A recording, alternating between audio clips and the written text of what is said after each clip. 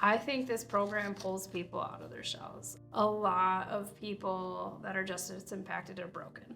Mm-hmm. That's just the fact of it. They're broken, and then they feel judged. And this program helps you gain confidence and helps you see that, like you can kill it too. You know, you just got to keep trucking, and it helps you like look inside yourself.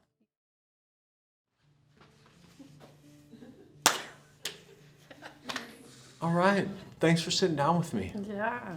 So tell me about yourself. Tell me who you are, how long you've been in Sioux Falls, what you do, just for our listeners and everybody else watching. So my name's Kaitlin. I was actually born in Sioux Falls. I actually grew up in Harrisburg.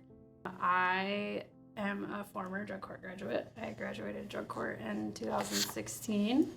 Yeah, and now they're 6 years. Yes, 6 years. I've actually been clean for almost 8 years now. Good for you. Can I ask what your drug was? It was. I started off for opiates, and then I switched over to methamphetamines. While I was in drug court, I started working at the convention center as just a cook at the Canary Stadium. That's where I actually started. Oh, really? Cooking burgers. During the summer, yeah. So I actually grew within the company. I started off as a cook, moved up to sous chef within a couple years. I stayed sous chef for the Canaries, and then I switched to sous chef for the Premier Center. After that, COVID hit, I had my first baby. So I actually got to take like a 6-month maternity leave. Right. Which was awesome. Right. I'm not COVID. When was your baby born? January 5th, 2020. Oh, wow. So I took maternity leave, and then after I was like, I can work from home since COVID, we don't know what it is. And my boss was like, you can just stay home. I got to stay home for a couple more months, which is great for me, not for everyone else. But when I went back, they actually switched me to front of house. So I started off as food and beverage manager running banquets and stuff. And now I'm the AGM for OVG, which is great for me. Good for you. Yeah. That is awesome.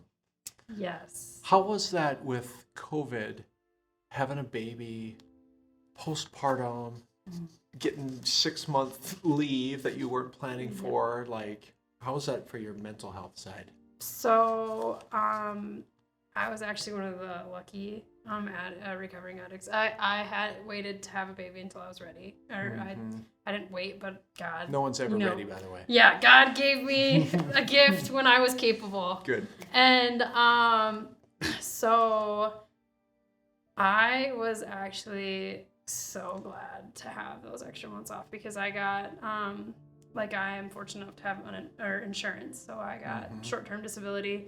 So I was getting paid throughout maternity leave. And then when COVID hit, I got unemployment because I was still working, That's good. which was great, for me. I enjoyed it. I got into gardening. I bought a house. I did all this stuff. You're a great success story. So how did you hear about Leaders of Tomorrow in this program, and what made you get involved with it? So I'm a peer support person for drug court now. So I actually go to drug court a lot, and then I talk to all the participants, and I meet with the new ones that come in. So I was there when Terry Liggins came and talked about LOT, and when they were starting the last cohort, and I called and asked if I could participate in the one for justice impacted. So you just proactively reached out and said, could I be involved in LOT? Yep. I love that, because a lot of people wait to be asked. Right. Yeah. Instead of like just saying, God, that sounds great, I want to be a part of it. Yeah, I really wanted to, or I still want to. I mean, I still attempt to, but I want to get better at public speaking. I'm not the greatest at public speaking. Me neither. I get nervous, but I don't. I still get nervous too. Yeah. It never goes away. Yeah, when Terry came and talked about the program, there was a couple people in drug court that already graduated the program. it just seemed like it boosted their confidence. Yeah. And, you know, and I already did like some public speaking for drug court.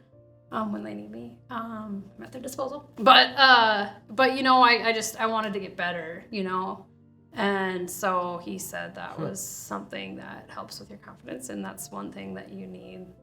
Did you find that LOT helped with your confidence in front of people, speaking in front of people? I feel like overall LOT helped me with more than just speaking in front of people. Okay, so before, like, and during the beginning of LOT, I was kind of stressed because, you know, coming back from COVID at the convention center, we lost a bunch of employees. You know, so I was wearing many hats. Like I'm like a 5-person manager. You know, I was doing the job of like 5 different people. You know, so I was always stressed and on edge. You know, and like that kind of came back to my family life, like with my husband and you know, and then I was kind of short with him, and you know, I was bringing problems home with that, and then I was kind of just short fused, you know, and I have a really hard time saying no to people.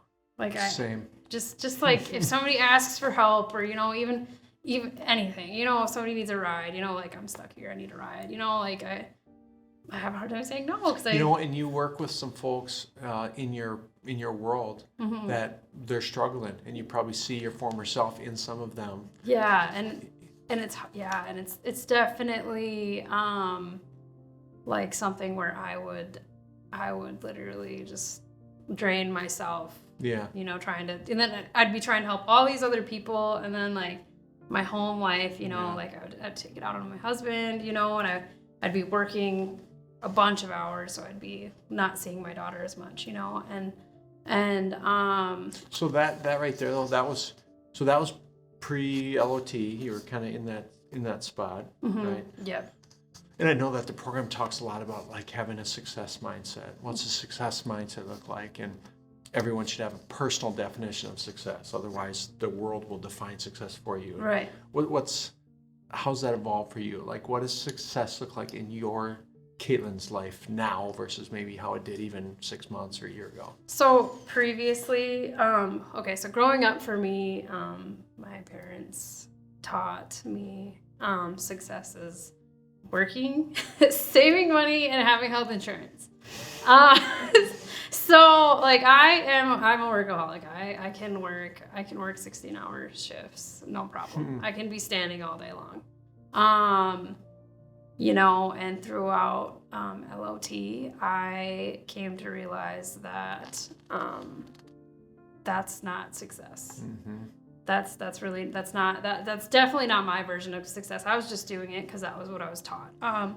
Like during LOT, I realized that I need to start filling my own cup. So I started saying no, you know, or delegating tasks to other managers that I wouldn't normally delegate to, and spending more time with my family, and just seeing how it changed my daughter's attitude. You know, she's only 2, so she's gonna always have an attitude. But I got 16-year-old daughter, still an attitude, man. Yeah, but she's so sweet, you know, and me being home more, you know, makes her more calm, makes her more happy, you know, and with her being happy, you know, my husband's happy, and if I'm happy, you know, it's just that I think success to me is just enjoying the little things in life that you would normally take for granted. And I talk a lot of times with people about success versus significance. And so like success to some people is making good money, having health insurance, I got a house, I got a nice car.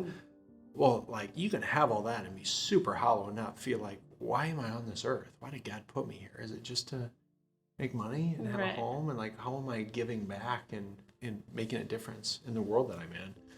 So I know that you guys also in LOT develop belief statements. Do you mind sharing yours or kind of a theme of what your belief statement was in yourself? One thing I believe that I didn't really pay attention to before is to really recognize the little wins in life. Yeah. I before was like, if I failed something, I failed it. You know, there was no lesson. There's no lesson in it. There was no, you know, I didn't see there was a lesson. I didn't see the lesson. I didn't see the small wins. You know, like for example, like going to the gym, you know, like just going to the gym is a win. Yeah. Honestly. It is. The heaviest weight in the gym is the door. Yeah, and just going to the gym is a win, you know, but I didn't see it as a win because I wasn't losing weight. You know what I mean? And but I was creating a pattern, you know, just getting there is creating a pattern, you know, and I didn't see it like that. I was just like, you know, this isn't working, you know, it's easy to give up. And, you know, I tried to assert myself more and just stay more focused on the little things instead of the huge outcomes. Would you say you consider yourself a leader? I do, yeah. I Could you always say that about yourself? No. I think now, previously, like I was kind of timid, or you know, I'm a felon, so I felt like, you know, I was kind of limited.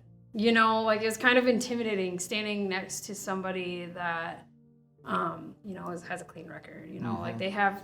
You felt you had a cloud over you. Or they had more opportunity than I do. Yeah. You know, and I just believed it was like that, you know, so it's kind of intimidating in a sense, like I wouldn't speak up, or, you know, I was just like, I didn't want to look stupid, you know, and now, you know, I feel like I have a place on the table and I can grow. I mean, I have grown, you know, I didn't see it like that before, you know, like I definitely have to work for where I go, but, you know, I work hard and just like everybody else. So do you ever feel that having a felony, having a record, has impacted your ability to be a leader? And how have you overcome that? Because me personally, I see that a lot where, especially with housing, I mean, and I know you're part of our MacArthur grant work, and just housing for people who have been justice impacted is so difficult. I think you have a special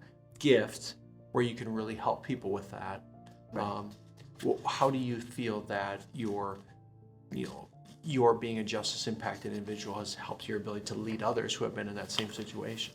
So I feel like my story, you know, is a successful story for felons, you know, and I feel like it shows that hard work pays off. And I do tell people, because I kind of like I sponsor people in a sense, and I hang out with some drug court people and talk to them. I actually hire them and stuff too. I just tell them, you know, like, because when you first get clean, you feel as if people look at you like a felon. You know, like you're an addict. You know what I mean? Like that's the stigma. You know, that is you're a felon. You know, you're a bad person. That is the stigma around felons. Yeah. And, you know, people that go to jail and stuff. And you know, and I tell them, you know, like nobody looks at me now and sees a felon. You know, they don't. What do they see?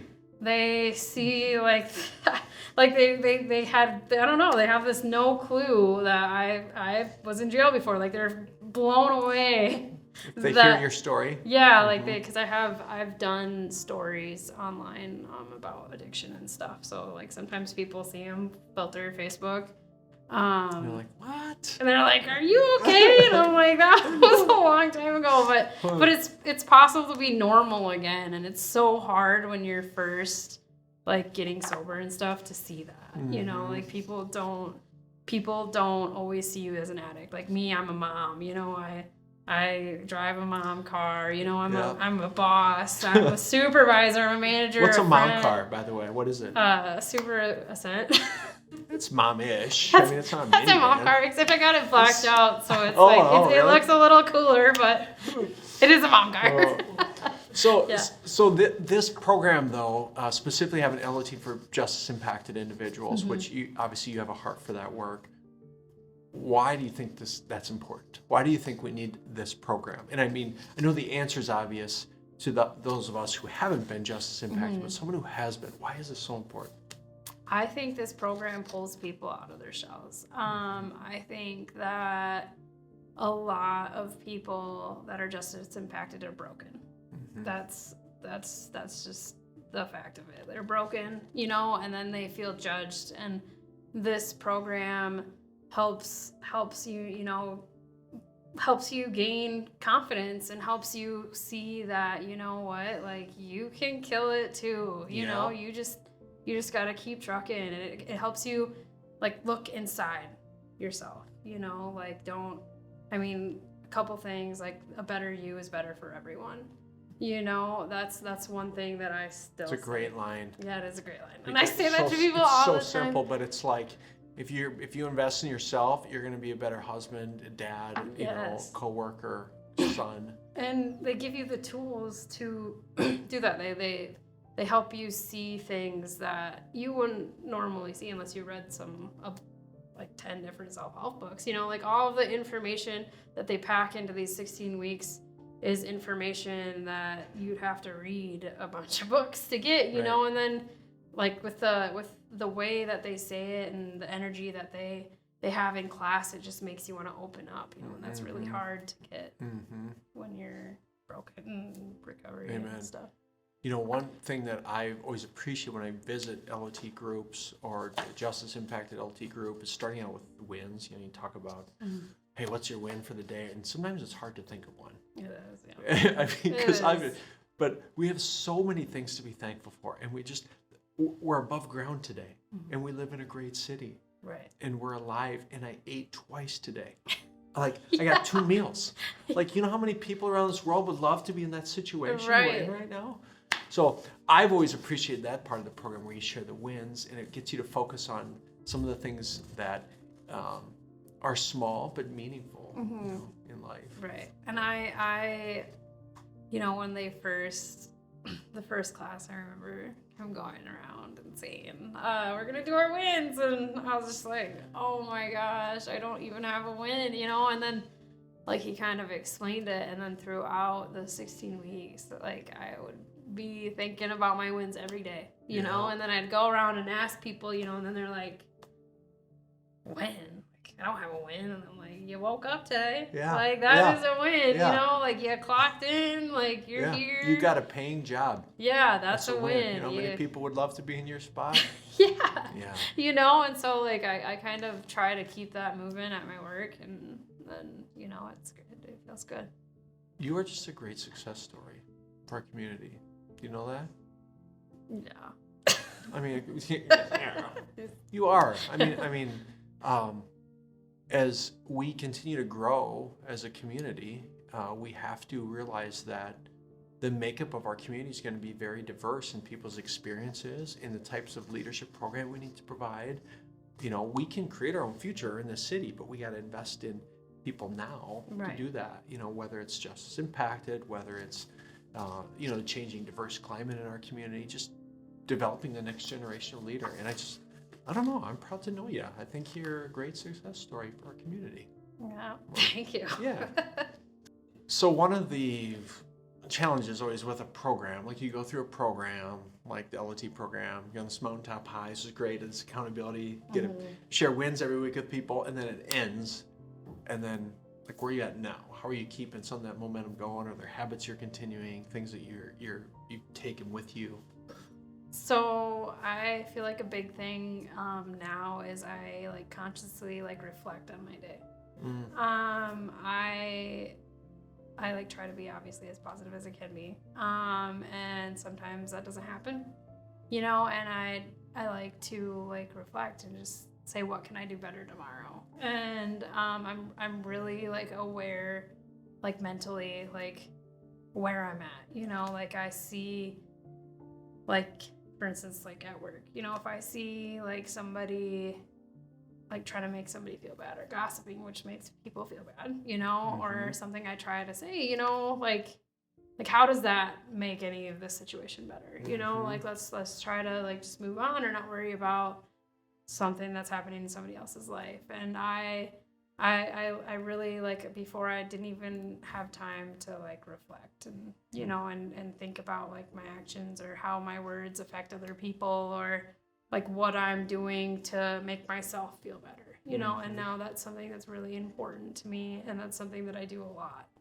You know, there's a quote that I hearken back to a lot, and it's the fact that leaders do the small things with regularity, like really well, to get the results that everybody sees and wants. So people, like a justice impact person may see you and be like, dude, I want that. Well, they don't know all the stuff you've done over the years to get to this point.